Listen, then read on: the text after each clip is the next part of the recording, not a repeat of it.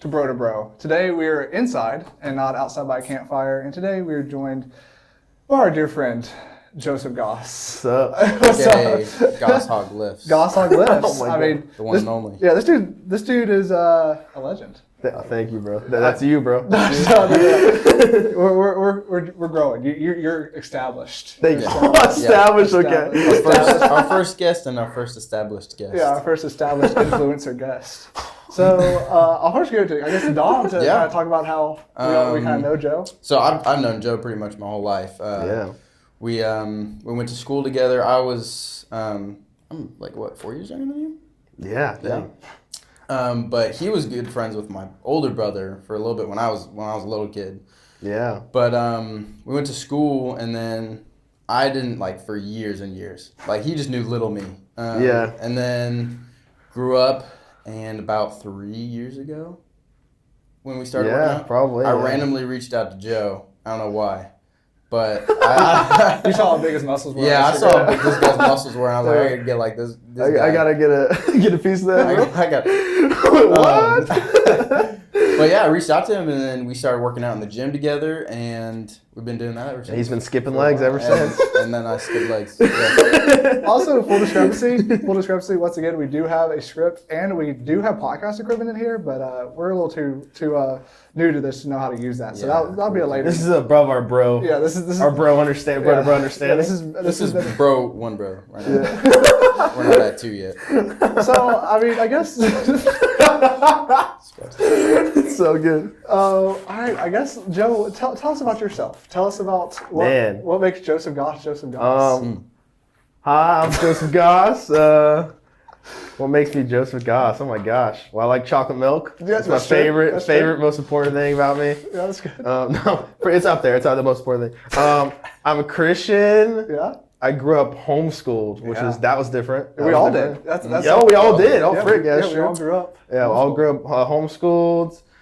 We kind of got to know each other through the tutorial. It's a twice a week school kind of co-ops. thing. Yeah. Took Don. No. We have to cut out half of this. And then I worked when I was in middle school, high school. I worked at Chick-fil-A for 6 years. Yeah, it was a long time, but it was also part time. I feel like that's something that a lot of homeschool tutorial people spend their time doing in their high school age. I'm feeling every stereotype right now. But here, let me turn this off too. But so I did that. But I mean, so it's 6 years. So it was in my development, and it definitely plays into how I still am, which is kind of funny. Absolutely true.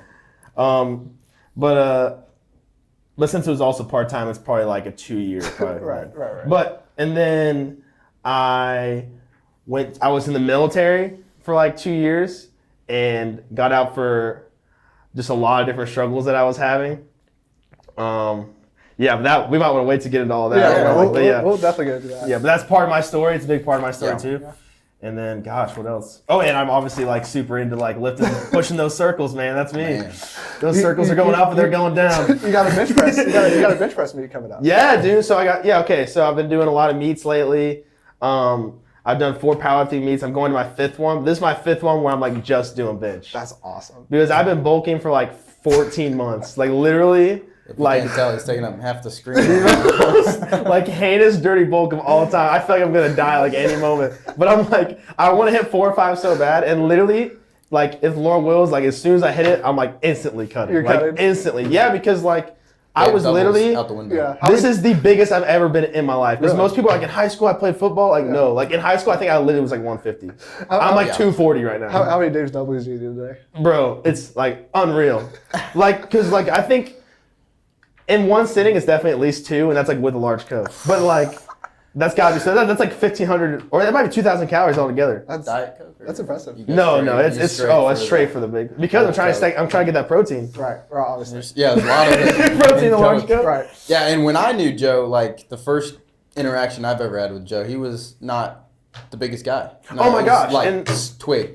Yeah. Well, I skate. I can't believe I forgot that.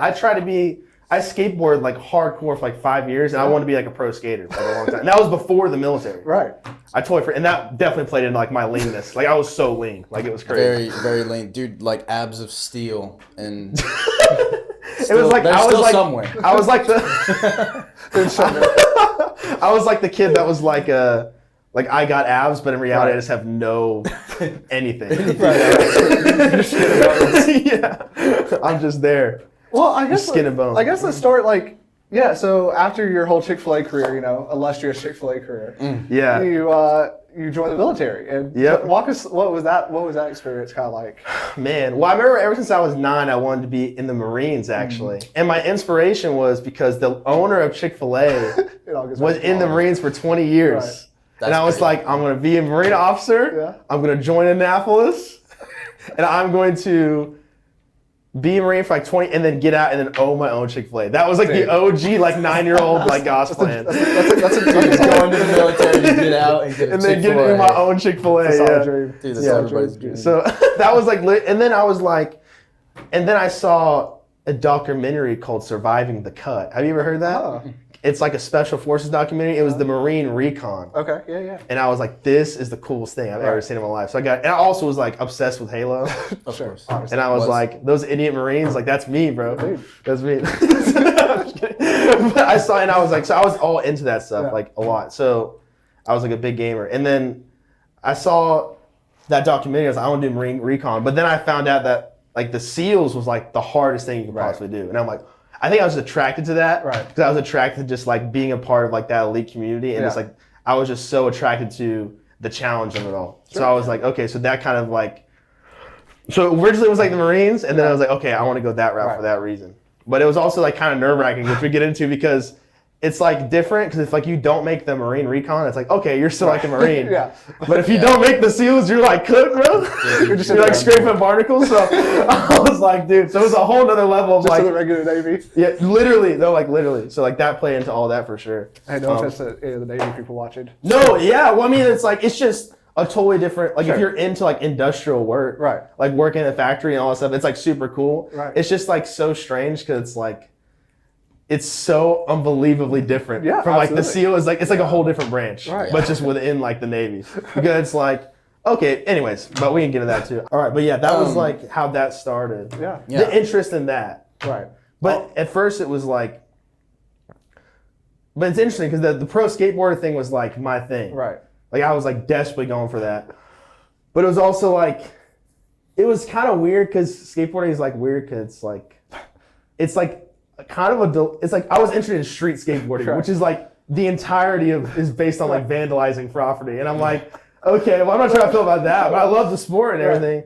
But I just remember I got a local sponsorship in like senior year of high school, and I was like, okay, this is like a turning point. Either I can like keep going with this or change my mind. And I was like, I base it off of like how I felt when I got the sponsor. And when I got like a local sponsor that gave me a free deck, and I was like, okay, this was like a big accomplishment for me. I'm like, I'm okay with this. I'm ready to do something else. So I made it. You've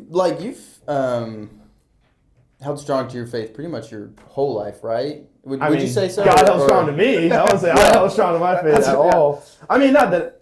I mean, it was. It's interesting because it's like when you grow up in like a Christian family, which I did. There's like that experience, and then it's like whether or not you deconstruct from the faith entirely. I was like, I'm still kind of learning to deconstruct from what is just like my parents' opinions and what's like my like the faith that like is like speaking to me personally. But I'm 100% like I mean, I still make mistakes like all the time. Like I can like count like endlessly. So I just want to disassociate my failures from like my faith because like just because I have faith doesn't mean I'm like I don't want to be on like a pedestal whatsoever for that. When you were in the military, like how did that affect your journey? Wow, I think it was, especially being homeschooled. I think I just assumed that a lot more people were just like better people than they actually were. Like for check my nails, but like for example, like I think. Like in a homeschool co-op, there was always like 80% of the kids were like actually genuinely trying to like have it. And then there's like 20% that were like, oh, there's like the bad kids. I didn't realize that like normal life is like 90% are like heathen, like hell, like what, like are trying to like destruction of everything, or just, and then there's like 10% that are like, okay, And I think like I definitely was, became like unsheltered for sure when I came to like military, which I kind of saw myself as like, oh, I'm like, I'm not sheltered. Like, I'm not that guy. Bro, I was that guy. Yeah. Like, I didn't realize it was that guy until I realized, like, how different, like, that, like, whole, like, lifestyle was. Yeah. For sure. So do you think that definitely, at that time, it was definitely a struggle to be strong in your faith in the military? Yeah, I think that's such a good question. Well, it was, there's just so many different ways I can go through this. I guess I can think about, well, if we're getting into military stuff, starting military, it was during COVID. Right. So it was like crazy. Yeah, different time. Like crazy time. So like when I like enlisted, well, I was in the SEAL, I got a SEAL contract and I was in, so I got the SEAL contract, but in order to go into like the rest of the program, you still have to go through like all the antics, Right. like boot camp, like Right. Navy boot camp and stuff. And I was training for the SEALs like in the DEP program for like 2 years while I was in like college still, and that was like what I was playing for. And then when I actually was like shipped out, it was like I said, it was during COVID, and I was quarantined. So everyone was supposed to quarantine for 14 days before boot camp, and like in a hotel room. You can't leave the hotel room. The course yourself? of with like 3 other guys, which screwed me over too because it gets the next part. So I'm in there, in a room, not allowed to leave this hotel room for like 2 weeks straight, and we're in there, and we're like, we're not even supposed to watch TV, but somehow we just like made Netflix work. Like somehow we just like worked it out. Right. And they would bring us like these little like literally I'm looking at the semi truck that gives us our meals out the window, and it's like it says daycare meals, like for kids, like for a daycare. Right. So like, and I'm like eating this and like hungry like every time, and we're waiting for them to give us food and stuff, and we're like watching The Office. But anyways, 12th day comes, and someone pops positive in my room. Oh, gosh. So then our room, so everyone else is getting to leave and go off, and they take us. And even in a worse environment, so the people who pop positive or who are with the people that pop positive. So there's the people who pop positive, they go somewhere. Right. And there's the people that were with the people that pop positive and they go somewhere else. Right. And for me, that was in a cubicle that is like the size of like this. Gosh. And I was in that for 2 weeks straight there. Oh my gosh. No TV, I'm not on my phone, nothing. What? Like, and it was literally like I'm just sitting there, and you weren't allowed to lay in your bed during the day. Oh my god. So you literally sat in a metal. I literally, unironically, sat in a metal chair for 2 weeks, like straight. It was unreal. Like it was actually. I was like, this is crazy, and I was like reading and they were allowed to have like books. They would bring books around. Like how nice of them, right? And I like I just read the Bible like through all that, and that was like helped me a lot through it. But I guess I just realized I had a lot of mental health issues like in high school, and it was like, but I really didn't want to get. I got alternative help for it, but I didn't want to get medicated help because I knew they wouldn't let me in the SEALs if I did. Yeah. But man, it really brought it out. Whatever was there that was wrong, it was not helping. Sitting in a metal chair for 2 weeks will do that. Yeah, and that's all just before boot camp. And then it's like, after that, it was like, oh my gosh. Yeah, I was thinking funny stories for that. But anyways, and then we go from that, and we finally, like, I can't wait to go to boot camp. Right. And then it was like, boot camp was just like, I just remember thinking it was so dumb. Like, this is so stupid. Right. But I think now I look back and I'm like, it makes more sense about like when I have a bigger understanding of what they were trying to do. But I just remember in the moment thinking like, this is so stupid. Like, this is so dumb. Especially when it's like not at all what you're signing up to do. Yeah. Because I was like, Marines, like I want to be a Master commando, Chief. yeah, literally Master Chief. And I'm over here like wearing like yellow sunshine shirts going, ready? And we're doing like 10 push-ups. Right. Like whatever, like like the physical, like everyone is like fat. Like everyone's fat, like first of all. Right. And it's just like, it felt like you were in like a glorified summer camp. Yeah. But I'm like trash in the Navy right now, which I have no restraint on whatsoever. Yeah. When I'm totally fine with that. Yeah. But not that the Navy, I mean, the Navy serves its purpose. Right. Yeah. But as a guy who doing that, it was confusing because it was like, it was just, they're making you a sailor. That's what they're doing. That's the only thing they're trying to do is just be a sailor. I think it was not anything what you were expecting. It was not, I was hoping for like more like, you know, like maybe like Ari, but they were doing, and we were all training in masks like, the whole time. So we're like doing push-ups. It's like they're coming in, it's like sweating like in the mask, like accumulating all the food you're eating. It's just like all that, anything stuck in the mask. It was horrible, bro. It was so gross, but it was just that was all weird time. But I remember like realizing how many different like people had different views, like world views. It's just like we're literally just taking all these people and we're just throwing them in like this thing, and we're just putting them and we're expecting them all to just like function together somehow. How do you think having the like expectation of like you're about to leave and like go to boot camp, and then that like you going into that cubicle, how do you think that like changed your start? Like did that being isolated and having that time to literally do nothing but read the Bible because that's all you had, did that help your start, or was that just like a lifeline? Like I think when I look back, especially just at other times in the Navy too, including like that time, I like literally can be content like in any situation. Like truly. And I think it kind of goes back to Paul, because I remember he talks about that, because a lot of the Bible he like wrote like in prison, which this is not comparing me to his situation whatsoever, nor do I want to be in anything near his situation. But that lesson like really spoke to me, because I just like, it's so funny being in the military and being in situations like that where that's normal, and you go back and like your family's like in the car like arguing about the AC, and you're just like, guys, like we get to eat like a meal like Al, like this is like it doesn't matter, like you know what I'm saying? But to them it's like, and I do it now too, because now that I'm out, I still am like, oh, the AC, you know. But at the time it was just like, you just start to see like, man, like none of this matters. Like these little things that we get frustrated about, I'm just like, bro, I'm just thinking like man, I got to shower. Like, I can get in the car and go wherever I want, which in the military is like unfathomable, especially during COVID. Like it was like unreal to think that.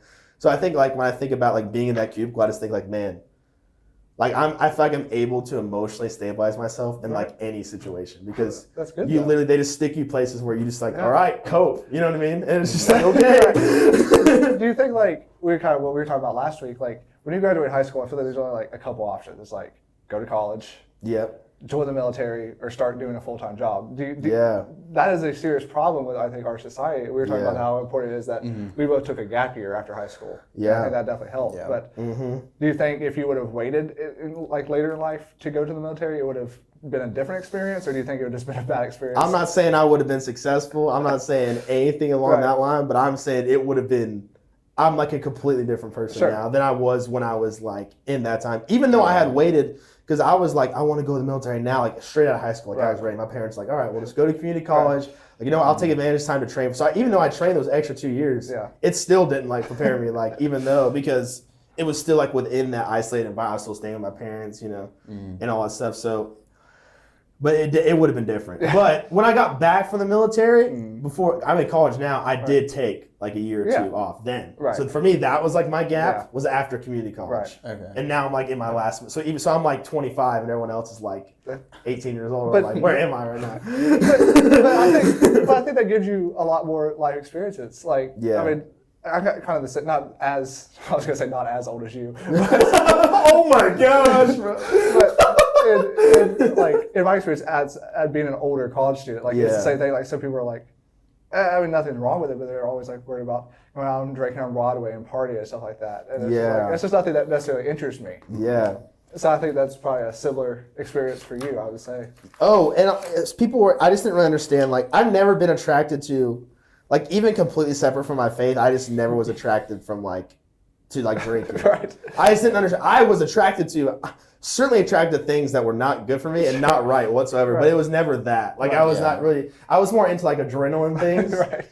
Like I was more into like stimulating things. I wasn't necessarily into like weed, which was like a depressant. Like I just wanted to veg out, you know. Not that there's anything wrong with like getting a drink or something, but it's just like, if that's the only thing you're doing. Like, I don't know. It just seems like it's just, I don't know. It just seems like it can be. I wish that we had more time, like just in general. But like I realized like it's just like that. And if you're 30 and you've got nothing going for you, and you're like, dang, bro, I really just wasted like 10 years. And and all the people that didn't waste 10 years are just like light years ahead of you. They're making serious money. Bro, and you're like, dang, and you just can't get those years back. And when I think about drinking, I don't think like, oh, that's wrong. I just think, man, it's like you're just wasting time.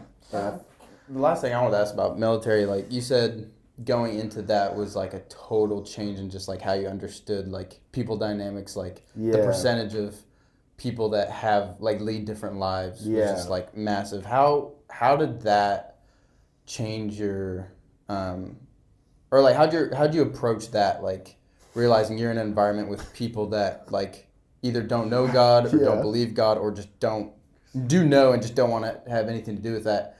For How sure. did that like change? Did you like really, were you there just like, man, I'm just trying to make it through, or did you have like times and opportunities to reach out to those people and try to share with them? Yeah, so I definitely became a safe space for people to talk to, because I was not like judgmental, like as far as like I've had people just open up and just say like anything, like they just feel safe with me, so they started saying things. Like I had like one of my close friends just be like, yeah, I like murdered someone when I was like 12. And I just had no reaction. But on the inside, I'm like, oh, frick, you know what I'm saying? But on the outside, like he would never know. Because I was just like, this is a place where you can just like talk and just say whatever, you know?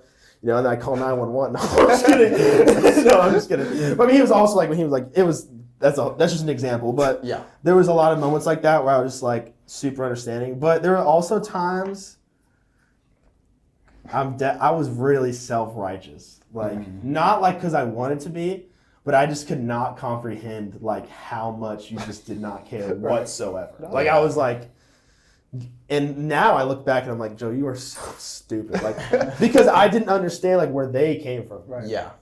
I'm looking from where I came from and I'm like, you're so stupid. Respect your parents and, you know, do the right thing. And they're like, like laughing in my face. Like this guy. Literally like, get a load of this guy. Like, you're like hilarious. But like to me, like, it was just like, and that wasn't because I was better whatsoever. It was because I was raised in a totally different. Yeah.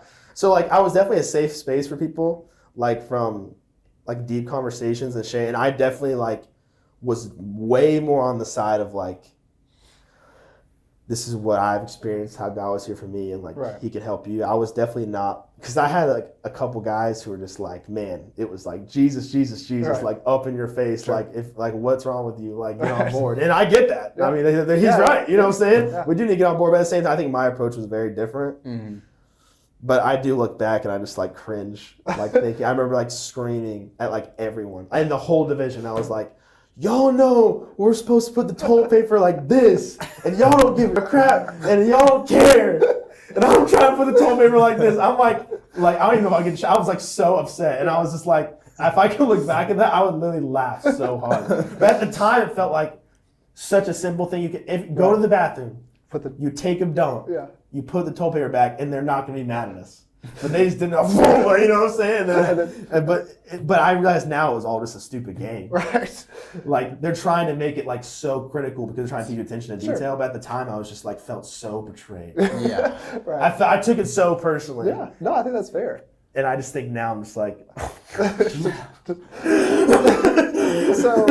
So you're in the military, and then so what led to leaving the military?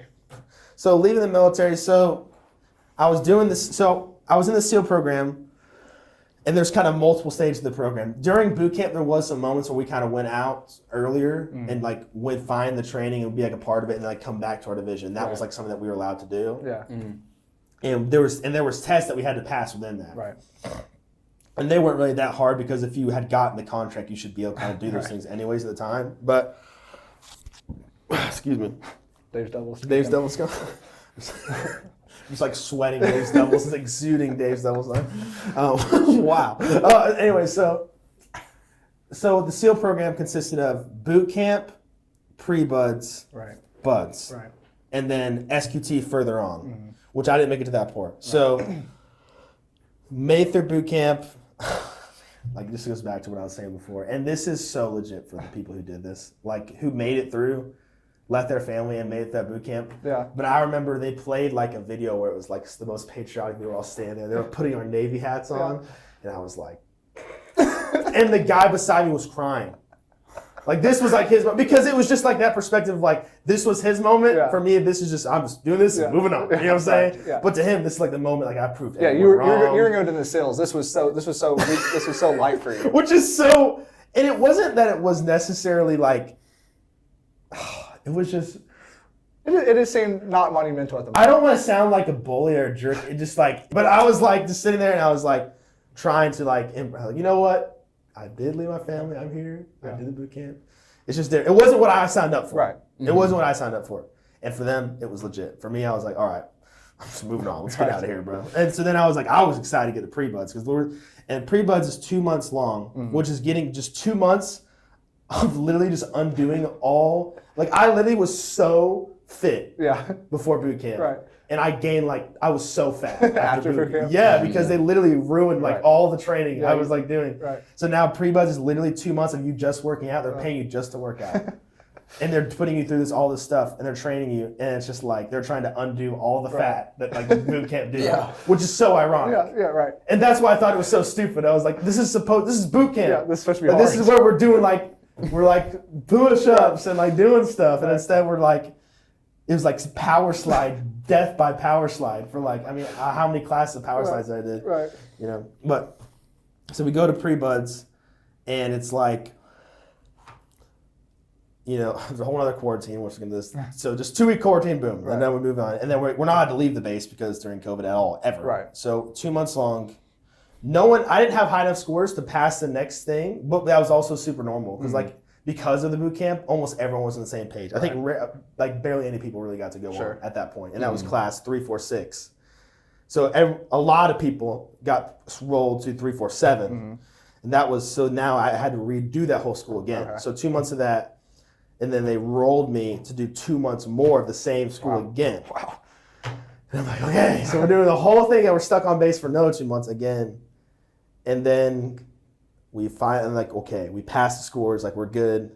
There's swims, runs, push-ups, pull-ups, sit-ups. You got to pass all that. And you don't want to just pass it because you just pass it. The SEALs are like, you are. Yeah. We hate you. Yeah. You have to pass with flying colors. Yeah, bro. It's like they're looking at you like, wow, so you really just want to do just enough, huh? Right. Yeah. And our lives are going to be on the line. Right. So anyway, so they're looking at so then it's okay. So we got good scores, and then we're about to leave to Buds, which is in California. Right. This is Coronado, California is Buds. Right. Pre-Buds where I was at is Chicago, Great Lakes. Okay. And that's where the boot camp was too. So we're doing that. And right before we're about to pass this class, 347, go to Cornell. We've been waiting this moment for everything. Right. We've been waiting to go to training. We're so ready for this. They say, all right, these 8 names come to the office.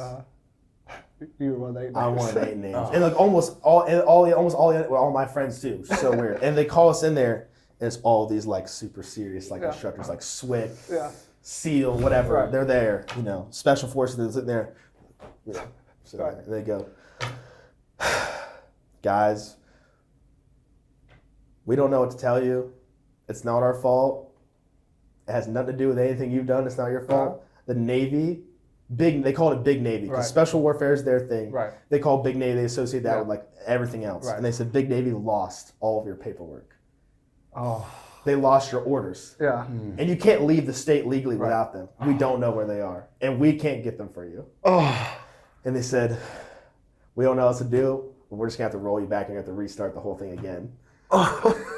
So tragic. And we're all sitting there all our friends are going to go to California, everyone, 200 people we've all been friends with, are all going. And we're like, you got to be kidding me. And they even said, but we still want you to pack just in case they find it in the next day. Right. And they actually found one guy, and he left out of the 8 of us, and we all packed ready for the bus sitting there, and he got to go. We all stood. Oh my gosh! And we had to redo the whole thing again. Yeah. And you did you redid? Yes. Oh my gosh! And it was all through the winter, so now it's snowing. So now we're doing the whole training in the snow. Brutal. Dude, we're running in Christmas hats in the snow. You were extra ready for Buds then. Bro, so ready. Yeah. So I thought.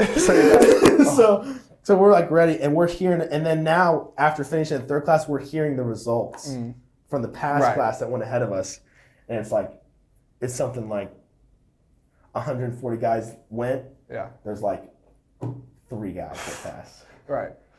Literally, unironically, because the rest that passed were either rollbacks or officers. Right. But from the enlisted that left, from our place, it was 4 guys. Wow. And if I'm wrong, it was definitely not 10. Right. It was single digits. It was single digits that made it from the enlisted. Right. out of like 140 people or something. That's insane. And the thing about it like this, there's 6 months of buds. Yeah. These were the results after like the 4th week. Wow. Wow. I was like, and I'm just thinking of all of my homies, bro. Right. Like everyone, like us. Yeah. Like we're all, like the way we're connected right now are ways we've connected like Right. 100,000 Yeah. times. Yeah. And they're not And there's there. boom. Yeah, they're gone. To the barnacle. Right. And we're just like, whoa, you know? But of course we're not phased. We're like, heck yeah, dude. Losers, bro, they got nothing. Straight to swab on the day. Yeah. Yeah. So then it's like, all right, so then we finally get to go to Buds. Right. Like, I've been waiting for this. All the documentaries. We go there, and there's basic orientation where they're putting you through everything that you're going to be doing. But you're doing it. It's not like, it's not like, okay, so this is how you do it, and then you do it. It's like, all right, this is how you do it. Do it. Yeah. You know? And it's like log PT, surf torture, like where you're like in the water and you're like linked arms, like hypothermia. Right. Like one guy did like one surf torture and he quit like on the spot. Wow. Like everything leading up to that point, I like don't blame him, everything. yeah. Oh yeah, it was super cool. Yeah. And he just goes like the first time. He's like, I'm done. And Yeah. we're doing it, and it's like 4-mile runs, and it's like none of these things. Well, the block PT and the boats on heads, like so the boats on heads, like you heard David Goggins carrying. They're literally referring to carrying the boats. That was like what we did. So like that, and then I'm not gonna brag. I did do it like a couple times, but I'm not like saying I'm a SEAL. I don't want SEALs coming in my room in the middle of the night saying, you said you're a SEAL, we're going to kill you right now. I do not want that. That is not the case. I'm not a SEAL. We're making that abundantly clear. Okay, so I'm a budge dropout. I DOR. Okay, so anyways, so we did that, and then there's also the obstacle course. Right. And it's so cool because I'm doing like, and you're doing it on time. You have to pass these. And I'm like doing everything in California that I've always dreamed I was going to be doing. Right. Like, everything I saw in the documentary, I'm like, oh my gosh, I'm doing it. Yeah. I'm literally doing it. And 2-mile ocean swims. Yeah. So like I remember we're swimming in the ocean for 2 miles, and they stopped the swim. Oh no, they tell us after that they said, sorry, we got caught up. We had to kill a shark. This one guy saw a shark, ran into a shark, and was like, help me! And then I came over with a jet ski and like literally like killed the shark. Oh my God. That's crazy. And we didn't even know. I'm like, after that, he's like, sorry. I'm like, We're swimming with sharks. yeah, I'm like, what the heck? So I was like, okay. So 3 weeks of that was crazy. Like a bunch of different experiences. Like the boats on heads was just right. I won't go into the log PT and everything else, but I will spend time on the boats on heads because that is something that is like worth using some time for. So the boats on heads was it's like a 150-pound boat, right, split through like 6 guys, and you're running with it. And it's like known as like the worst thing. Right. It's the worst experience, which you wouldn't think that. But no, I imagine it's pretty bad. But I didn't. But I realized when I did it, and I was just like a little intimidated because everyone talked about it was gonna be bad. But I was like, "It's what we're doing. Like, it's what we're here doing." And I remember, like when we started, and it started like because you're all running in the sand too. Right. I didn't understand so the boat bounces.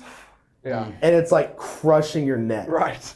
And you're crushing your neck. And then the cardinal sin of buds is called boat ducking, where you take your head out to and all the weight goes on the other people. Oh. And this guy, bro, right in front of me kept taking his head out. And his foot more pressure. And I'm like begging this guy, please, I'm begging you, bro. I'm like doing it like in a psychologically calm way. I'm like, bro, please just like. And the other guys are like, what the? They're like, take to this guy. And he's just like no comprehension of what's happening whatsoever. And the SEAL comes over and he's like screaming at this guy. And he's like, get your head up, get out of the boat. And he's just like out of the boat like this. And he's not, and he just like, and then the SEAL just pulls him out. And then it's just us lifting it. So now they don't replace the guy. You just have to figure it out. Yeah, bro. So we're just running this boat. And it's like, and I remember the second time we did it, there was like 2 guys on our boat that got like took out. And they're like on the truck, we're like looking at them, like, on this. And we're just like running by. And then and the SEAL was like, oh, they have barely any guys, so I'm gonna get under there and help them. But he just gets under and just starts taking off.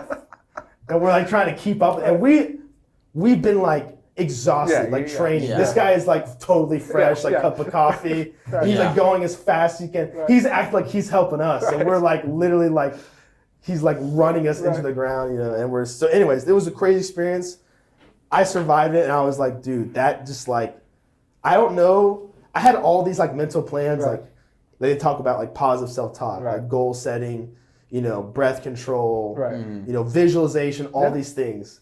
And when I got under that, all that was just like, I literally just thought like, I'm gonna hold this or I'm literally gonna die. Like because your heart rate is just so high. Because there's like running, which is like heart rate high, endurance, and then there's like strength, which is like the stress. But this was like all of it, like the running and the strength, and then it's just like, you ever been in a feeling where you're just uncomfortable and you just can't think about it? You cannot like be like, how can I make this situation into that I can be comfortable with? And you just never could get there.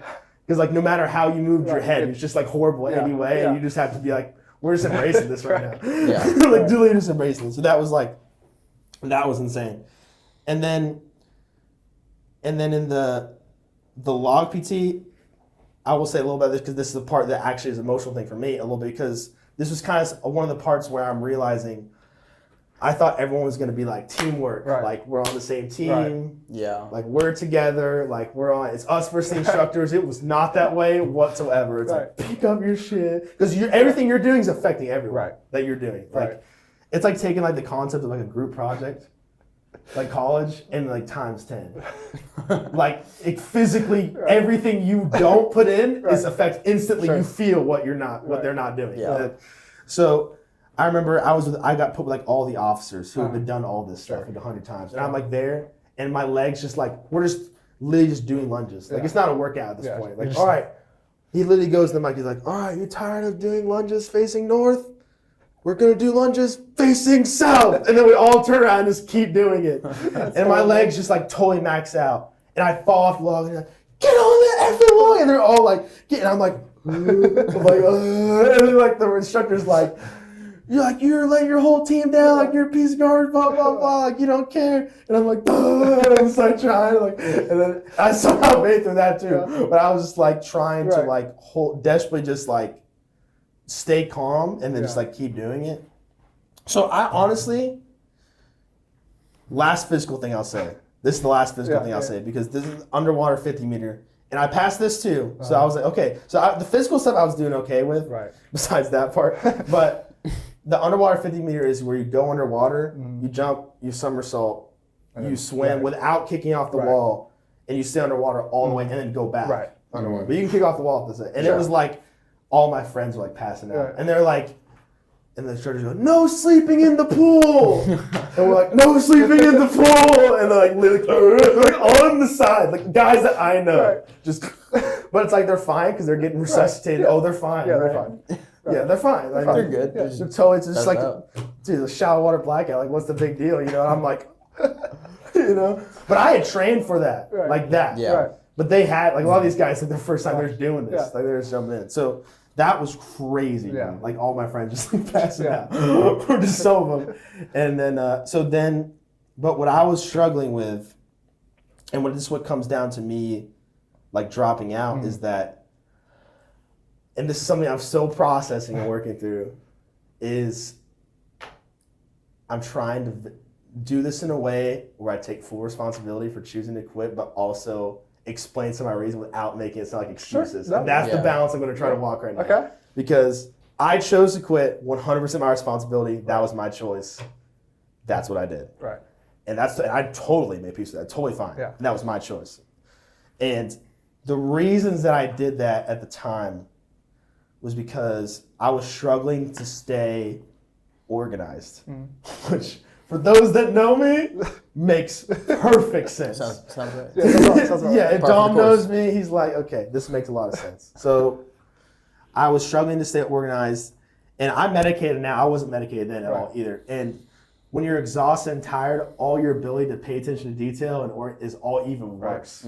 And I was fine with like, okay, I'll just get beat up, I'll get punished for it, I'm fine. But I started realizing that every time that everyone was getting punished for me. Sure. And that was hard. Right. Yeah. That was hard because the last thing a man wants to feel is unreliable. Sure. And it was like, and I'm directly exuding that consistently. Right. And I was like I remember they had like a swim inspection, and they're like, all right, we're gonna inspect like your knives and stuff. Yeah. And I'm like pulling out, I'm like, like shade, and it's like, and I grabbed the wrong CO2 tank. So it's a life vest thing. Right. Gosh, I'm all over the place, but this is for an ocean swim. They do swim inspections, so before you go swim in the ocean for 2 miles, they inspect your gear. And it's a life vest. CO2 tank activates the life vest. Oh, frick. CO2 tank activates the life vest. Right. And then you have a knife that's literally for like sharks, if you see one. Right. But it's really just to freak you out and so you have something to defend yourself. But you're not going to get to that shark probably, but it's there in case you do. They literally have it. And they're inspecting how well you clean them. And I grabbed a CO2 tank that was already used. And I didn't know. And my swim buddy, because everyone has a swim buddy, he's like, bro, your CO2 tank's already popped. And I was like, and I'm looking at it, and I'm like, it looks like almost the same to me, but it's like there's a hole in it. And I'm like, but of course I'm not gonna be like, oh, CO2 tank, I put the wrong one. Like, I'm just gonna hold it like nothing happened. And he comes over and he goes, oh my gosh, bro. Oh my, he's like, this guy brought the wrong seal, and all this 3 seals come over. It's all just like, oh my, I'm like, oh. I'm just like nothing, like no expression whatsoever. Because what can I say? My bad, sorry. Like what? Like, so I'm just saying that, and we like drop for push-ups or something, and this came back to bite me because later on they call, everyone's eating lunch on one moment of like peace, and they call like 100 people, like everyone, to the surf, like in our lunch, leaving lunch early, and they're like, they said me and this other guy, for this other guy just effed up somewhere too, just me and this other guy, and it's like, this guy, we got a guy in a CO2 tank, and this guy with blah, blah, blah. It's like everyone hit the surf, so they were all getting surf tortured, and everyone in there because of me, and this other guy, and I'm just like, bro, I was like, this is my fate. Like, this is just like, this is what I'm doing right now. And then, and it kept happening. I remember the leader of a whole class kept pulling me aside, begging me to quit, like every day, like, please quit.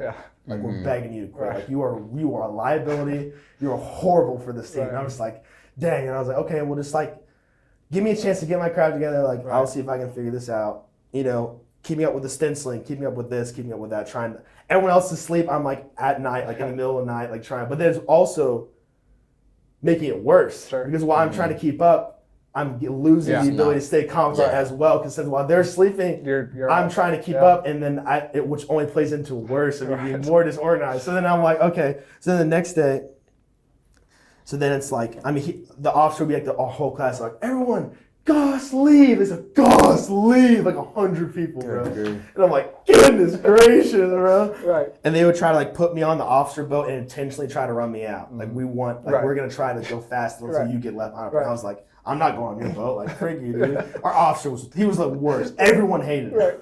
Everyone hated him.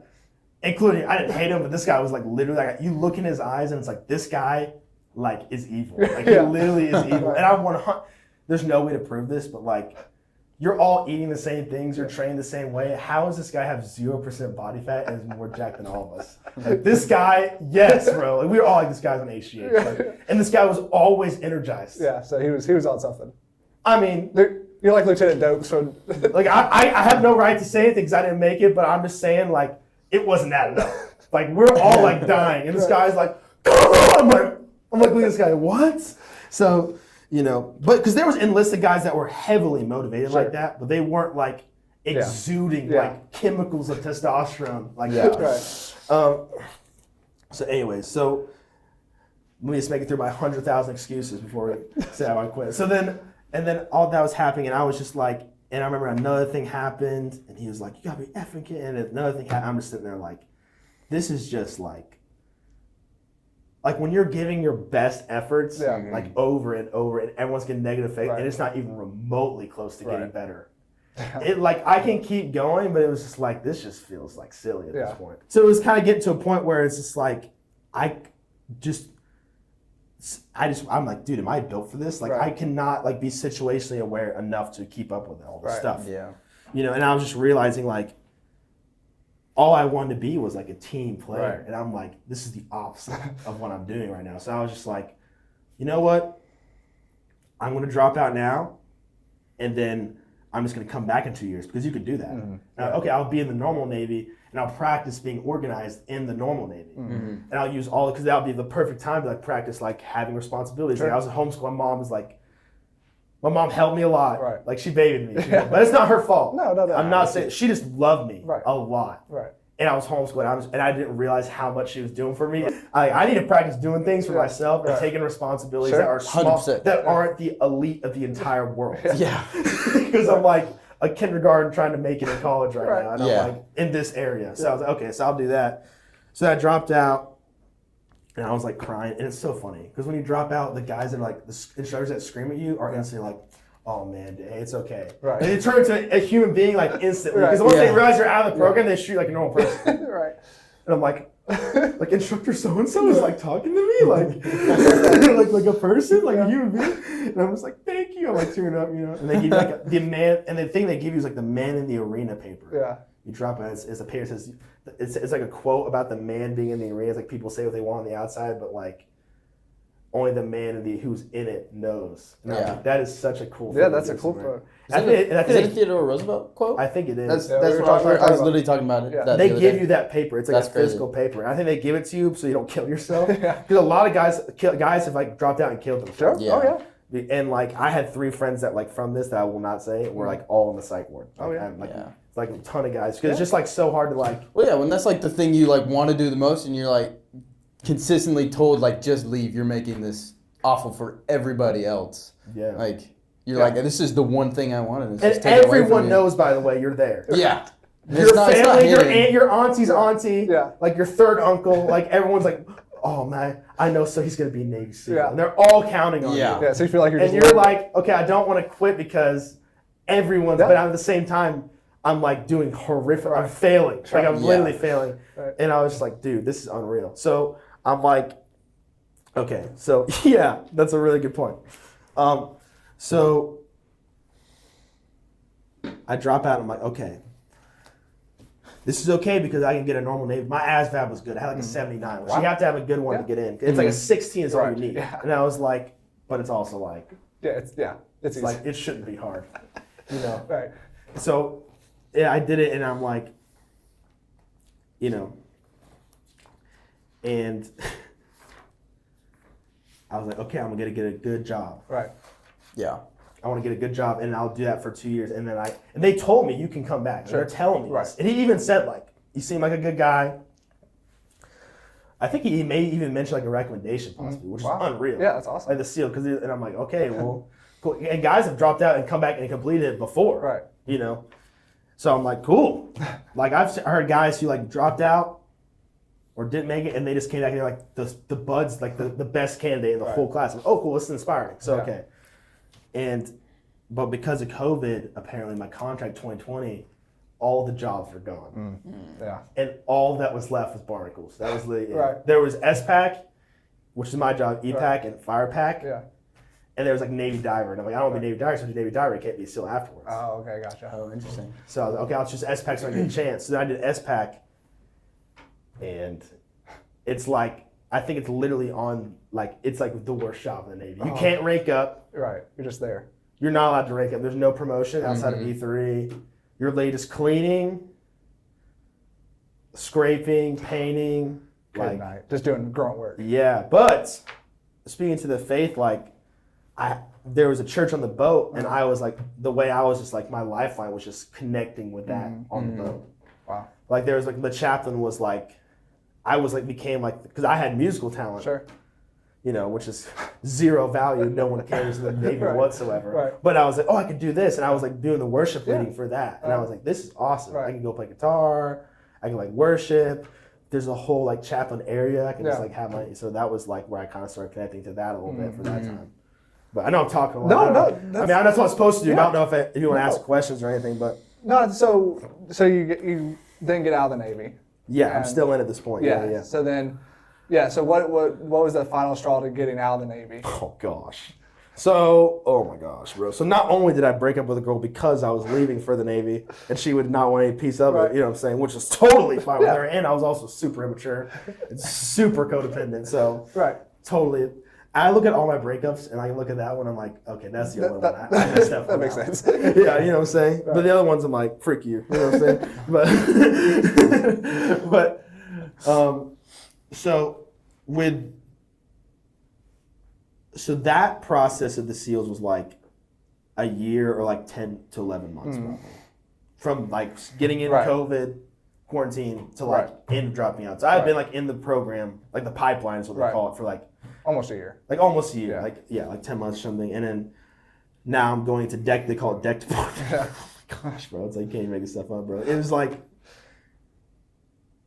it's like, how do I cook up in a pot the most toxic leader I could possibly, like narcissist, like completely incapable of empathy or accountability whatsoever. Like empathy and accountability, like human emotions, they're not there. Yeah, non-existent. They're non-existent. You are a source of their ego. Like they are just slaving you to enhance their reputation at any cost. Like they do not care whatsoever. So that was really challenging. And you're on a boat, like your entire living quarters consists of like a coffin. Like that's like that's it. That's like all you got. And it was like goes back to being content in any situation though, which I practiced. And like God was just, I mean, that was like all I wanted, all I thought about in my life was like God, sleep, and like working out. And that was like the only things in my life that had any source of enjoyment like whatsoever. Pretty similar to that. And it explains a lot. And you can see how that's still transferred and we're still working through that. And it was just like 7:15 to 4, and then you're just staying like 6 hours of watch a day. But like you could be, if you got stuck with 6 to 9 watch, 6 to 9 a.m., 6 to 9 p.m., and you're just not, you got nothing. You just got nothing. And it just depends on but the watches rotated. And we were probably out, so I was in deck department for like 10 months, and we were probably out in the water like 5 to 6 months. Okay, gotcha. So when it pertains to getting out, that played a big part. My mental health is like already not good. Ego death. Like ego, if there was shattered. You know what I'm saying? Like shattered. You know, but I'm not giving up. I'm like still had a big dream and I'm planning on getting it. And I'm training during lunch. I'm training. I'm like running on a treadmill, like on the water, even though the waves were like got me like this. And I'm like, okay, I can do this. And I'm just obsessed with God. I'm just like everything because He was just the one thing that was like I was holding on to. Like reading, I just loved it. Like I just wanted to read the Bible all the time. Like how can I worship? Like it was just like the source of life. Because when there's no other source of life whatsoever, it's like. That's the one thing that's going to be consistent. Yes. Yeah. And it was just like, it was so beautiful. You know, when you're suffering, it's like God, you just feel like God is so tangible. Like He's like there. Because like we know He's here right now. But when you are like in so much pain, you like feel Him. Like it's like He's right there, you know. So, and then I met this girl. And that's how all this really, that's how every bad story starts. Not everyone, not the one I'm currently with. But shout out Kelsey. Yeah, shout out Kelsey. That's a good start. But, you know, so we met this girl and she was a Marine. Oh my gosh, she was a Marine. She came on our deployment with us and we just like, she came to church and she joined the worship team. And we like sang and we started talking and playing together. And she had like tattoos. She was a Marine. I thought she was so cool. We were connecting and stuff. And we became like best friends. Like best friends. Like anything, we were talking about everything. Like it was just like she would come to me in the middle of the night on watch and just stay on me like for like a whole month. We were out in the water for a month. And she was like every day on watch she was with her just talking for like 3 hour watch like daily. And I was like, so we were just super duper tight. And we were just like talking about life, whatever. So then we eventually after the point we were like, all right, we're just gonna start dating. We get back and then now it's like, okay, let's like because now she's in a different we were in the same team because we were Ubering them as the ship to take them on their operation, but now they're gone and now we can like hang out and it's fine. So we started dating. We dated for like 7 months and we were just going to church together, like, you know, praying, deep conversation. She came to Tennessee, met my whole family, like Christmas, like showed everybody everything. And then we come back, I want to meet your family too. And she wanted to talk about marriage from like day one. It was kind of a red flag. She was like, which is also like a totally military thing. It's like, we need to get married now, get that BEH benefits. Like, let's make it happen, you know? So I was just to put this in a bow here and wrap it up with this. Dream death. Right. Thought I was gonna get a job, like I thought I was gonna be a master at arms, Right. like a cop, Yeah. Navy cop. No. Yeah. Barnacles. On a ship, Yeah. like in a tank, in the ocean, like horrible, bro. Yeah. And I'm trying to cope. I'm like, I'm with God. I'm going to chapel, like therapy, like everything. And then meet this girl, this light, Right. just like this light in my Right. life.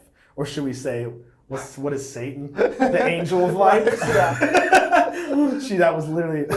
How can I compare this girl to Satan? So, anyways, so then I go on deployment, and they're like, all right, I'll be back in like 2 months, and we're like messaging and stuff. And I come back, and like, all right, now I'm gonna go meet your family, and I was gonna propose while we were ready. You know, we were all so locked in, and I was gonna propose, and like 2 weeks before I come back, she's like, I just need some time with God. Like, I don't know what's going on. Like, I just need some time with God. Yeah. So I'm like, okay. I was like, and she also had like some personal like trauma stories that played into it. Sure. And she was like, I went to therapy. Therapist opened Pandora's box. I can't even talk to a guy right now. I can't look at a guy. I can't talk to a guy. And I was like, okay. So I was like, okay. So she just saw me as like, you're a guy. So if any guys done anything evil to her, then all men are now just like her CNS cannot cope. So then she was saying that I just need some time with God. I'm like, I understand. There's anything I can do, like whatever. And I'm just like, oh man, like what the frick, So then, but then I get back but she still texts me. Like she still texts me for like. So I think actually at this time I have a history generationally of people who just broke down from depression, like for like 20, like hyper successful people just broke down, and then it's like depression. And once that happened, I just went to a super deep depression. They're like, all right, Joe, come to work. I was like, no, like I can't. I literally cannot move. I feel like I'm like paralyzed. And once that happened, but then she also kept texting me for like which is super codependent response too. But, at the time it made sense with the string of events to me, but, not to excuse it, but she kept texting me, and she's like sending me like so I sent her like $2,400. Wow. Well, it wasn't like $2,400. It was like I basically paid for our airplane tickets for because I was gonna go for a trip. Like, okay, I'll pay for my ticket, and she's like, I'll pay for my ticket. I'm like, I'm the guy. I'm paying for our tickets. Like, come on, I'm also coming to like propose. It's not exactly off to a good start. Like, can you pay for my tickets to come propose? Like, no. So I paid for our tickets, and I was gonna go, but she just used the tickets to go see family.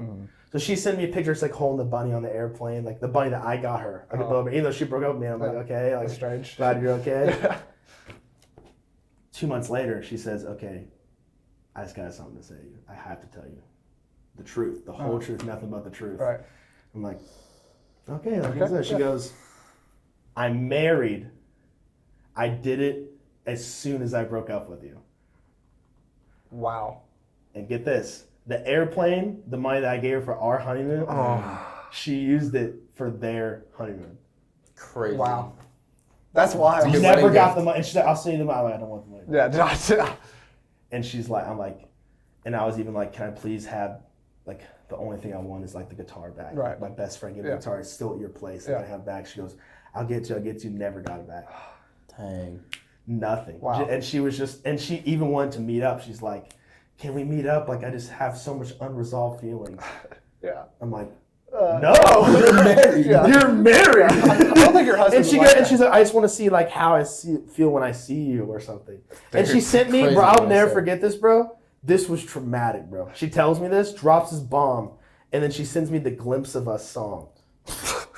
So at the time, I'm just like, oh my gosh. Yeah. Like, there's just a string of events, and at that, just all those things, like little innocent homeschool Joe, like no medication, nothing, just like obliterated me. And I was just like,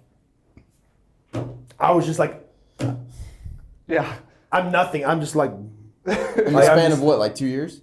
Yeah, like it's like all just like 2 years. You know what I'm saying? So it was just like hopeful Joe, all his dreams going to be sealed, and then just like and boom, and just like come back, just So it's like it was just that's what got to me. And then I remember, so then like when it came to me getting out, I wasn't working. Mm-hmm. But I was like, I'll try to work, and I was like, bro, this is just not working. Yeah. And then I was like, I need medication. I need it now. Like because I felt so unstable. Like I was like so unstable. I just need medication, and they were like, all right, we'll get, and they called someone. If we can't work, then we'll just get you hooked up with somebody. And before I know it, I'm like in the psych ward. I did not want to go to the psych ward. I just wanted like pills, just to get some drugs, like prescription drugs to help me stabilize, you know. And before I know it, I'm like, they're like giving me like a freaking like diaper and like this freaking like nurse like to wear, and I'm just like, I can't even bring my own underwear. I can't bring anything of my own. It's like a couple books or something. Yeah. I'm just like, bro, this sucks. And I'm looking at them. I'm like, so and they diagnosed you with borderline personality disorder, which is kind of like the disorder that they just like give you. They don't know what if they just don't know what to do. It's kind of like the smell when they can just smack on you the easiest. But the problem with that is that you can't prescribe medication for that one. So then I'm like, I'm telling my dad, my family has history of depression. Like I'm telling him, like I've got issues, like it's like generationally, like you can see, like they're on medication. Both my parents are on medication, and like I'm like telling them all this, and they're just like, we still don't really think that's gonna help with you. You know what I'm saying? I'm like, we just don't think we can help. We can hook you up with like a telehealth like therapy session like 3 months down the line, and I'm like, no, but we've heard that like fish oil like really helps with stuff. They actually told me in the psych where they said fish oil helps with this stuff, and I'm like, that's insane. Yeah, you need like I need legitimate help. Oh my God, like please, like anybody, you know what I'm saying? So then where it gets kind of sad is I get out of the psych ward eventually, and I just couldn't work it, and I just remember if they're not gonna take me serious, I'm gonna make them. And I went and started breaking down, and I broke my windshield of my car, side windshield, and they started just cutting myself. Oh wow. So it was rarely, and I have the scars. Like these are from the scars, and these are actually from the log PT. That's like from the log. Oh wow. So and then those are from the scars, and because the sleeves were chafing from the sand on the log PT. But and I did that, and I was like, you know, so I'm trying to remember. So yeah, I did that, and I was like, okay, well maybe if I do this, you know, obviously now I look back and I'm like, oh my gosh, like don't do that. You know what I'm saying? But at the time, I was like, if I do this, they'll take me freaking seriously. Like, what do they need to see? And I go back and they're just like, what's going on? I'm like, I need medication. Like I need, and they said, there's nothing we just can't. And I'm just like, bro, I'm like, I held my wrist. I looked at them and I said, if you don't give me medication right now, if you let me out of this place one more time without medication, I promise I'm going to kill myself. And they said, no, we can do it. I'm just like, you're the psych ward. You're the last line of defense. If you can't help me, like literally there's no one else to go to. So then at that point, I just like called my parents and like thanks my mom. Like, my mom like flew out there and she's like, okay, we're just gonna use civilian care. Like we told the civilian psychiatrist this, they could not believe the stories. They're like, they said what about fish oil? Like what? Like multiple doctors like in disbelief. Like they're in disbelief. Like this is happening. It's just hard because a lot of guys use mental health as an excuse to just like hop out of the military because they hate it. And it's not like you can't point your, you know, like a broken leg. If I have a broken leg, everyone knows it's broken. But like, my mind's broken. It's like, okay, buddy. They hear that 20 times. They hear that 20 times a day. Oh yeah, exactly. I mean, it's like we're all depressed. Like jump in line. So all that happened, and then it was like, okay, they're just realizing like. And I was like, and even now, like in my delusional self, I'm still thinking the SEALs are possible, which is unreal. But like, it's what I'm holding on to. Like this is like what I'm holding on to. I can still make it. I'm gonna get better and figure it out with medication. But because then I was talking to them, and they talked about how you can still have some medication and be in the SEALs. I think some medication in some ways, because I mean, all these guys in the SEALs, you're telling me no one's had medication at all. Like, but I don't know all the ins and outs in that. But it was what I was holding on to. But I don't know if that's correct. So, you know, but it was just like, this just ain't working, bud. Like, doctors looked at me like, you just need to decide this is for you. You know what I'm saying? And I'm just like, it just got to a point where I couldn't really tell them. But they just decided. You just, like, you're not cut out for this. You know, it's just, you're just not a good fit for the military. And I'm just like, okay, and through all the psych ward stuff, all this, she's texting me. That was a 2-month period. She's been texting me, I love you, or what? She's been texting me, or whatever. She's been texting me like, how are you? Sending me like a funny meme or something. And it's like, what is happening? So, and then basically, my mom flew out there for like 2 months just to help me with the paperwork. So I'm like, listen, and I'm so desperate. Like I would not say this now but it was a crisis at the time. I was like, Mom, if you don't help me, because it's like. you're in the worst place of your entire life. I'm horrible with admin stuff. Yeah. And it's like, all right, if you want to get out, make this happen. And if I don't start making it happen on my own or working, then they're just going to put me in jail. Right. You know what I'm saying? So I'm like, I need help with all this stuff. So then she helped me. And basically, I just remember like all I did for like 3 months straight was just like lift. Yeah. I just ate food and just lifted. Yeah. And I was just like in the process of getting out of the military. And that was just like how I just had the outlet for like all those emotions, you know? Because it was kind of like, before, it's like, Lord, I'm reading the Bible, like help me. Yeah. This wasn't like read the Bible, help me. This was like, I need something to make me feel like okay, like right now. Right. Like, you know what I'm saying? Yeah. Like I'm reading the Bible, I'm just like, okay. Like, you know what I'm saying? It's like, I don't, like it's helpful because the Bible, but it's also like I was like, need something to like just help me like energy-wise, like in the moment. So, because, and then she's getting me mental health medication for civilians, but it doesn't work for like months. Right, it takes a while to kick in. Yeah, it takes a while to kick in. So anyways, all that's going on, blah, blah.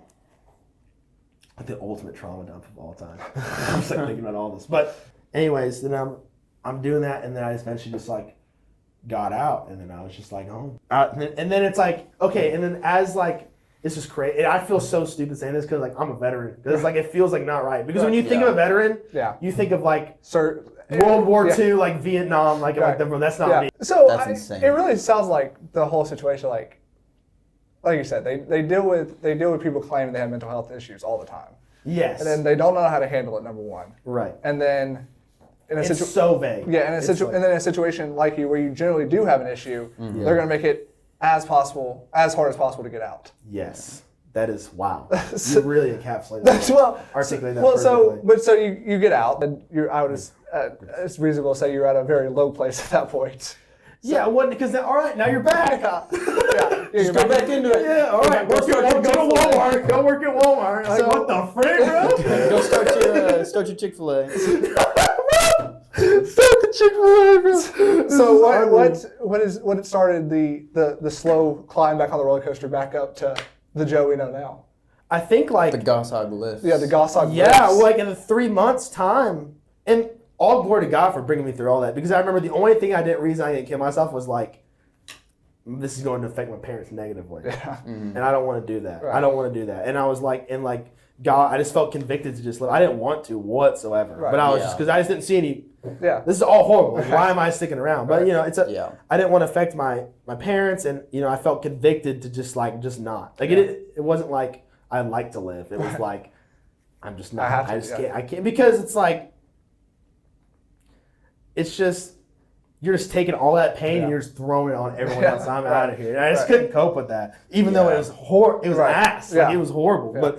And they were helping me so much. So I was like, okay. I mean, I guess someday I'll look up and it's not like total misery. But But through that whole month, I remember watching like one of the Trin twins were just on the climb. Yeah. Like they were just on the climb. It was probably like their third video, and I watched it. It was like.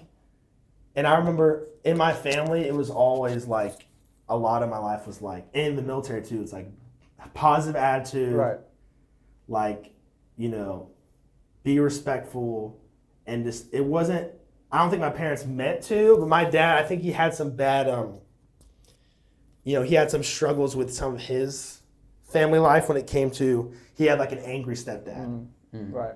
And then, so he was kind of like, okay, well, anger is immature. I'm going to suppress it. And then mom was like, let's keep everything happy.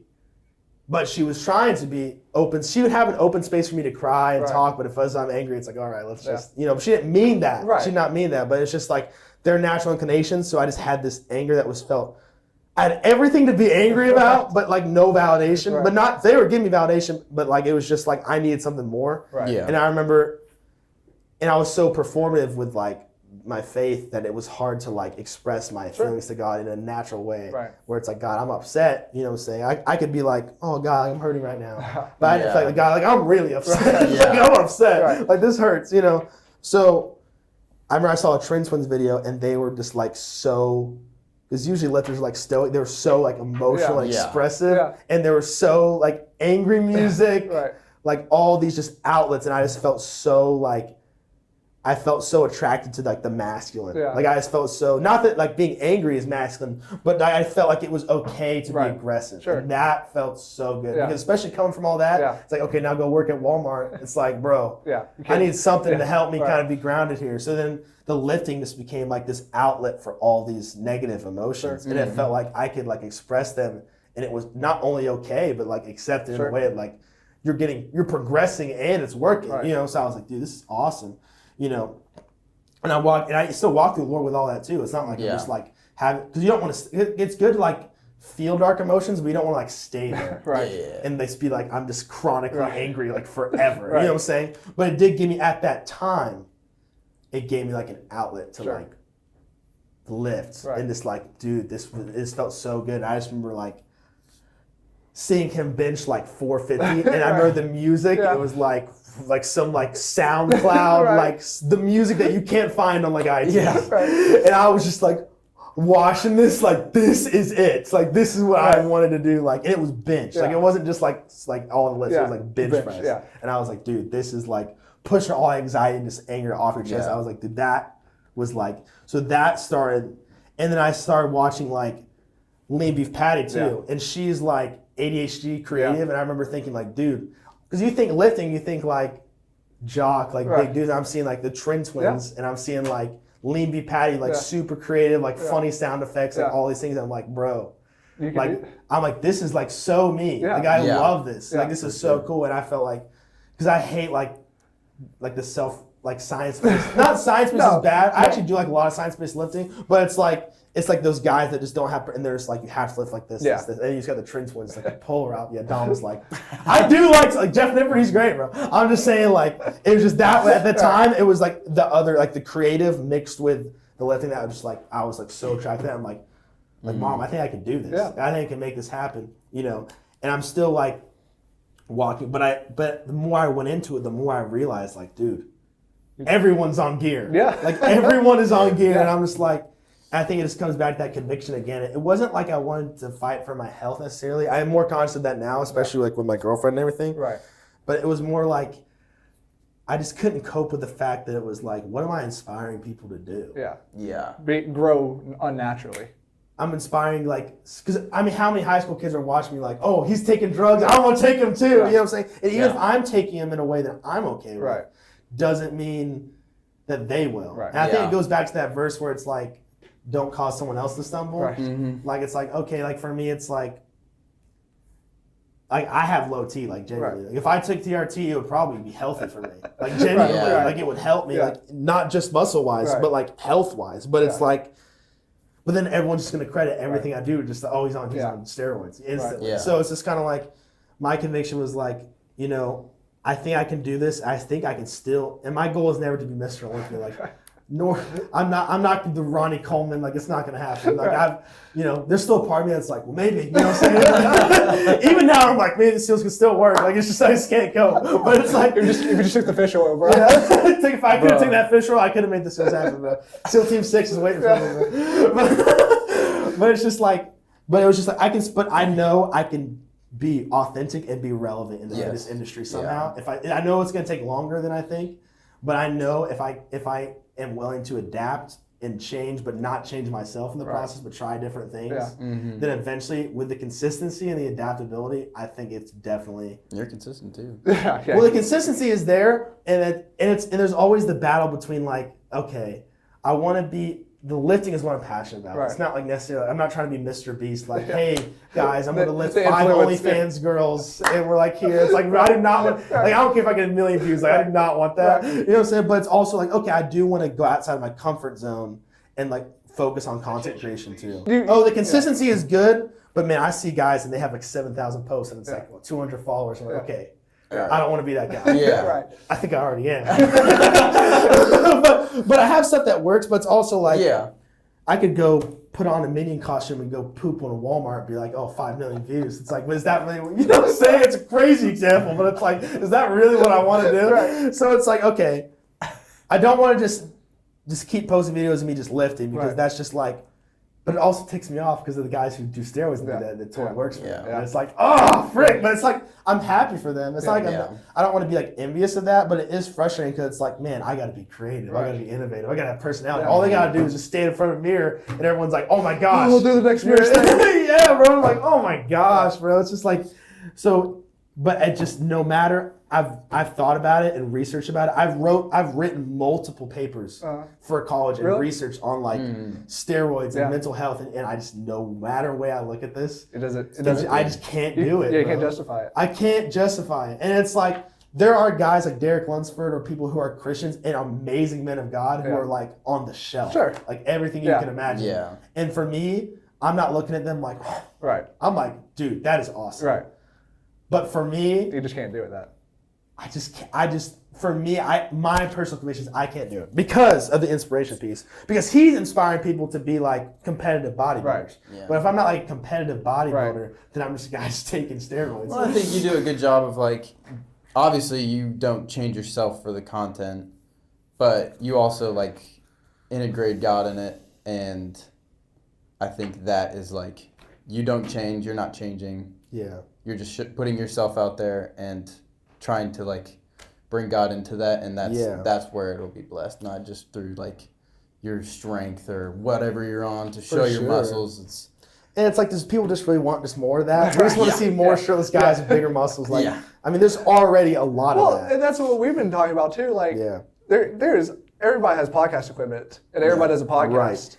But it's like, we're not gonna be Joe Rogan. Yeah, we're not gonna be Joe. But maybe if we took fish oil. maybe if we took the fish oil, we might be Joe Rogan. No, but like, how do you stand out in a positive way? Because like you said, we go and interview 5 OnlyFans girls, but and that'd be content. But it proves that it works. Yeah, it makes it to the top. But it's like, I don't. Is that how you want to make it? What's that going to do to us? Yeah, we don't want and other people. Yeah, you don't want to be on the top because you did dirty things to get there. Yeah, bro. But so I guess kind of ended it up. What was that moment like?